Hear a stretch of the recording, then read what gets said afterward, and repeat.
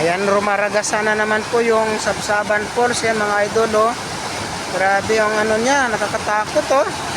Parang nagngangalit sa galit yung tubig. Bigla-bigla na lang, tingnan niyo po, talagang kumukulo-kulo talaga, oh. Nakakatakot. Diba? Mag-ingat po ang lahat dahil ito ay ulan ng ulan dito sa amin, kaya ganyan po yung nangyayari, oh. Yan. Parang lakas ng baha.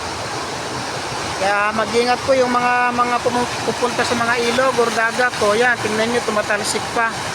Grabe yung ano, yung bukal-bukal nyo sa gitna. Yan, oh. Nakatakot siya, oh. Nako, mag-ingat po.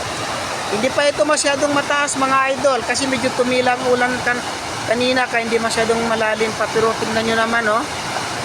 Pag ikaw ay napunta dyan sa gitna na yan, siguradong di ka mabubuhay. Diba? Grabe. Ingat-ingat po mga lods. Ingat po ang lahat. Nakatakot talaga.